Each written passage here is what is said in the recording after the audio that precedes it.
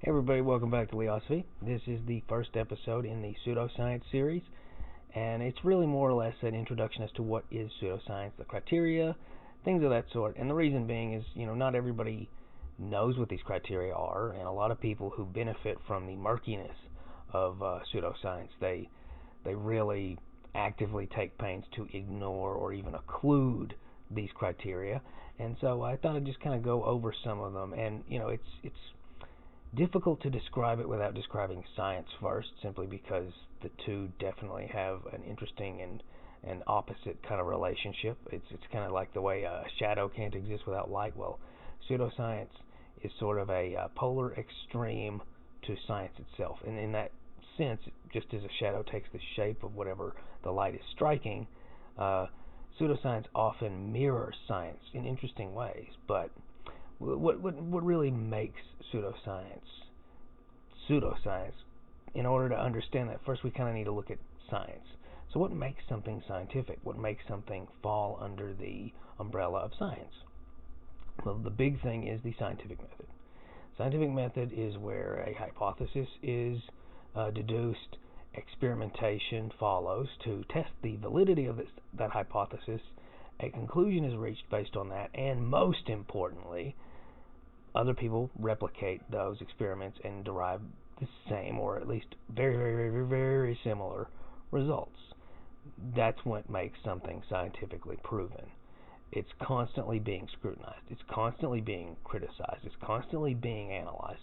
People are actively trying to debunk science.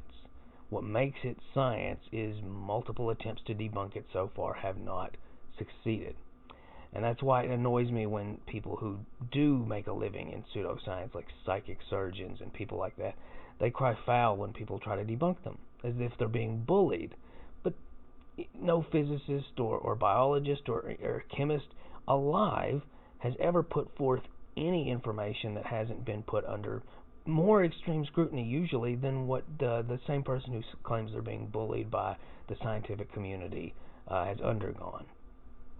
And that's really what makes something pseudoscientific generally, is if it's either falsifiable, that is to say it's disproven, or more accurately, it rejects any attempts to scrutinize it, any attempts to analyze it, any attempts to create an experiment illustrating its validity or not. So, case in point, regular surgeons. If somebody came out and said, yeah, this whole surgery thing doesn't actually work, like a woman could absolutely have a hysterectomy and still get pregnant. A person could absolutely have one of their lungs replaced with a transplant and they're still not getting enough oxygen. Anything like that. Well, you can just continually look at that. You can look at all those rates. You can find people who've had said surgeries and determine what actually happened to them. And the reason why people pay out the nose for surgeries is because they work, generally speaking. That doesn't mean there can't be human error, but if somebody has a hysterectomy, they're not going to get pregnant, and they're also not going to get any form of cancer associated with that particular organ system. On the flip side, psychic surgery. Do the people who have psychic surgery, do they survive? And I should have started with that. When a scientific surgeon, a medical surgeon, a certified physician removes a tumor from a person, you can actually look at it. You can analyze it and find out what it's made of, and lo and behold, it's made out of cancer cells. Psychic surgeons, on the other hand, these are the people that magically put their hands in people and draw the tumors out of them. 100% of the time that somebody has scrutinized them, 100% of the time that somebody has analyzed what they pull out of people, it has been proven to be bacon. Bacon, yeah, or any other kind of meat. In other words, it's not human tissue and it's certainly not cancerous. So that is an example of something both being falsified and also people being very reluctant to be scrutinized by the scientific community. That's what really makes something pseudoscientific.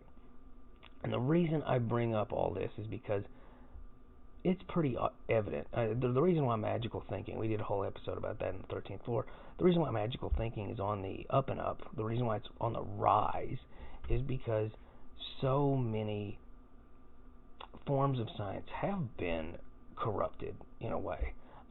What I mean is a lot of fields are not using the scientific method to reach conclusions. A lot of doctors, they prescribe medicines based on drug reps, based on bribes, based on how much money they can squeeze out of somebody.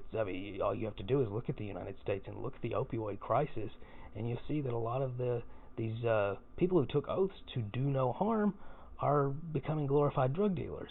And people see that, and they think, well, if they can't be trusted, then we're going to have to find new people to trust. And then they end up with these witch doctors who have the exact same greed, but even fewer moral scruples, and they end up in tremendous difficulty because of that, because they're not actually getting treatment for whatever medical conditions they have.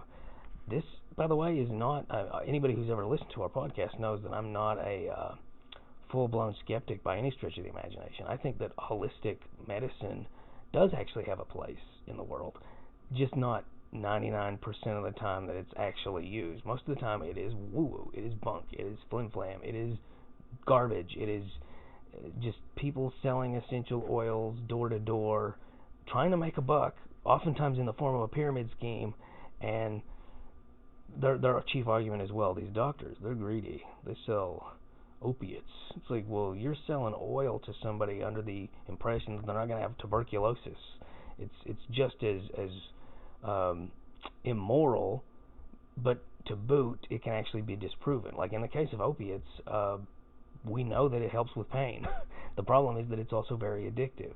In the case of the drugs that these doctors are prescribing too much of, or prescribing exclusively because a drug rep bought them dinner, well, at least we know those drugs work. The FDA has thoroughly investigated them, and we know that they actually do what they're supposed to do, at the very least, and that years of rigorous study has proven that they don't cause harm, at least in the expected ways that they have tested for.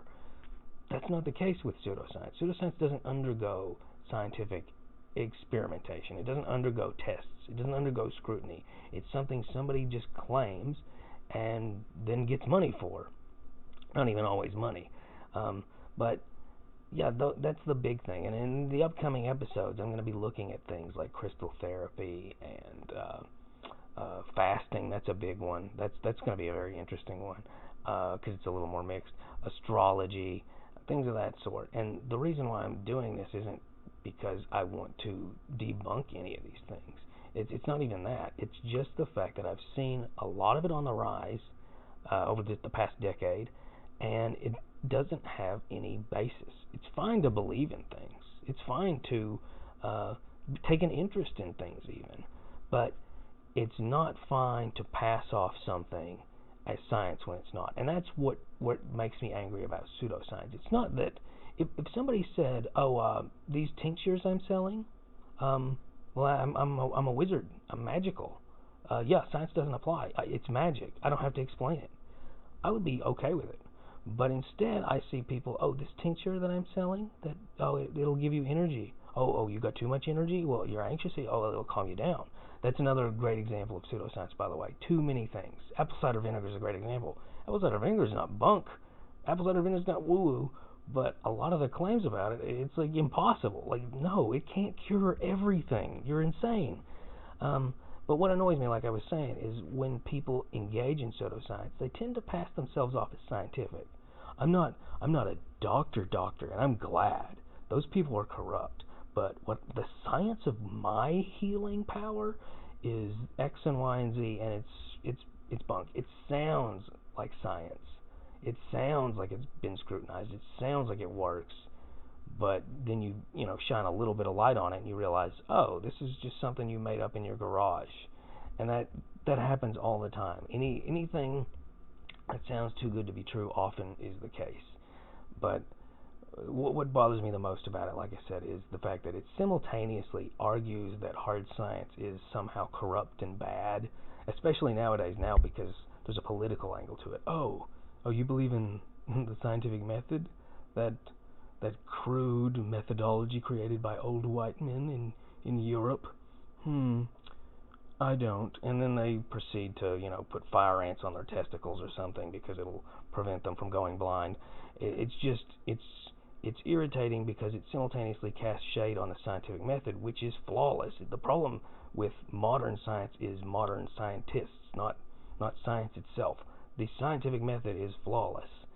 The issue is the people practicing it. And likewise, the people who are claiming, pseudoscientists are claiming that that their methods, that their treatments, that all the things that they're doing works. They're using scientific sounding language to occlude the fact that it's drivel. And the big thing to look at is, have there been studies into it? Has it been falsified? Has it been scrutinized? And if the answer is no to any of those things, or, well, yes, in the case of if it's been falsified, then you're dealing with pseudoscience, and you need to tread carefully, because it's one of those things where, yeah, they aren't a doctor, they aren't a chemist, they aren't a pharmacist, but that also means they're not liable for when they, sell you earthworm dropping tea and you die. They're not liable for that because they're not a doctor. Whereas a doctor you could sue the pants off of, which is another great example of that scrutiny I was talking about. There's an incentive not to kill you. So yeah, next episode's going to be astrology and probably crystal therapy. I'll probably make it half and half. Like, share, subscribe, keep asking questions. Bye.